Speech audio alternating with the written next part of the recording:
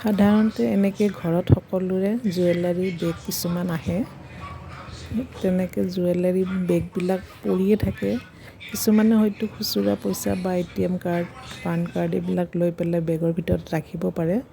কিন্তু মই এটা তাত যিহেতু নাম লিখা থাকে, সেইকাৰণে মই নামটো ঢাকিবৰ কাৰণে যিহেতু বাহিৰত ইউজ কৰিব পৰাকৈ মই তেনেকৈ কিছু পুৰণা কাপোৰৰ টুকুৰা আছিলে, টুকুৰাটো তেনেকৈ মেজাৰমেণ্ট লৈ পেলাই বেগটো পেলাই লৈ মেজাৰমেণ্ট লৈ ইয়াক কাটি পেলাই মই ধুনীয়াকৈ গ্লু গান দি মই আঠা লগাই দিম।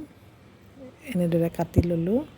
লোৱাৰ পিছত মই এনেকৈ ধুনীয়াকৈ চাৰিওফালে বৰ্ডাৰটো ফিল কৰি পেলাই এনেকৈ আঠা লগাই দিম।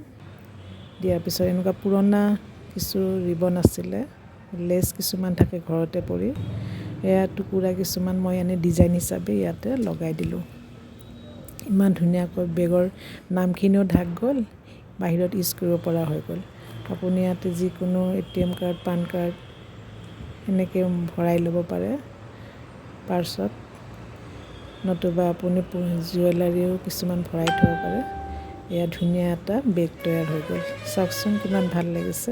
পুৰণা ৰিবন এনেকুৱা যিকোনো আপোনাৰ টুকুৰা থাকিলে এনেকৈ লগাই দিব পাৰে। লগাই দিয়াৰ পিছত ধুনীয়া দেখা হৈছে। চাওকচোন কিমান ভাল লাগিছে। এনেকৈ টুকুৰা কাপোৰ থাকিলে বা ইচ্ছা যদি থাকে শিকিবৰ কাৰণে মোৰ চেনেলটো ছাবস্ক্ৰাইব কৰি কিছু নতুন নতুন কথা শিকিব পাৰিব। এনেকুৱা কিছু ভিডিঅ' মই বনাই থাকোঁ। এয়া চাওক, মই জুৱেলাৰী ভৰাই থ'লোঁ। আপোনালোকে হয়তো এনেকৈ কাৰ্ড, খুচুৰা পইচা এনেকৈ পাৰ্চত লৈ পেলাই ভৰাব পাৰে। এয়া ছেকেণ্ড, মই এটা পুৰণা ফ্ৰক আছিলে, তাৰে মই কুৰ্তি এটা আছিলে, কুৰ্তিটো মই কাটি পেলাই হাতখন বেলেগ কৰি ল'ম। জাষ্ট হাতখন কাটি ল'ব লাগে আৰু তাত একো কষ্ট নাই। এয়া হাতখন কাটি লুটিয়াই লৈ মই বৰ্ডাৰটো মাৰি দিম, জইনটো মাৰি দিম।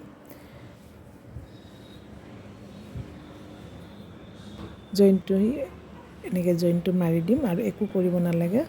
মই এটা ছাতিৰ কভাৰ বনাইছোঁ। এনেকৈ আপোনালোকক বনাই থ'বচোন, ছাতিটো ভালে থাকে, দেখিবও ভাল লাগে, আলমাৰীৰ ভিতৰতো ওলোমাই থ'ব পাৰে। মই এনেকৈ কভাৰটো বনাই ছাতিটো সুমুৱাই থ'ম। গতিকে সৰু সৰু টিপছ কিছুমান দি থাকিম। যদি আপোনালোকে ভাল পায় লাইক কমেণ্ট কৰি জনাব, আৰু কিছু নতুন কথা শিকিব ইচ্ছা থাকিলে কমেণ্ট কৰি জনাব।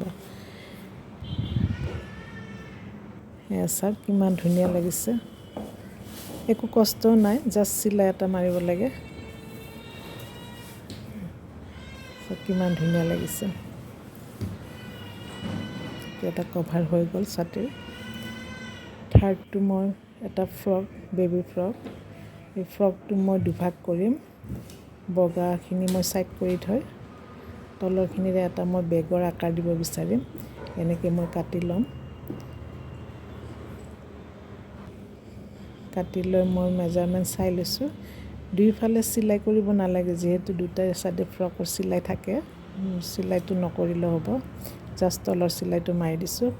এয়া ফল্ড কৰি পেলাই মই এটা অভেল চাইজত, যিহেতু তলৰটো অলপ ৰাউণ্ড শ্বেপ হ'ব, এনেকৈ মই ৰাউণ্ড চিলাই দি দিম। জাষ্ট চিলাই এটা হ'ব। তাৰপিছত আপোনাৰ ফিনিচিং কৰি কাটি ল'ব। লৈ পেলাই কিছু কাপোৰৰ টুকুৰা দি জইন মাৰি দিলে মানে ফিনিচিংটো ভাল হয়। এয়া দুইফালে মই আকৌ 1 ইঞ্চি কমাই, যিফালে চেইন লগাম কমাই দি পেলাই মই কাটি চেইনডাল লগাই দিম। তেতিয়া এটা বেগটো অভেল চাইজৰ এটা ধুনীয়া বেগৰ আকাৰ ল'ব, দেখিবও ভাল লাগিব। এয়া মই চেইনডাল লগাই দিম আৰু তলত এটুকুৰা ক'লা কাপোৰেৰে, যিহেতু বেগটো ক'লা কাপোৰেৰে মই ফিনিচিংটো কৰি দিম। চিলাইবিলাক নহ'লে ওলাই থাকে। এইটো কাপোৰেৰে মই জইন কৰি দিছোঁ। দিয়াৰ পিছত এইবিলাক ফিনিচিং কৰি ল'ব। সৰু টুকুৰা কাটি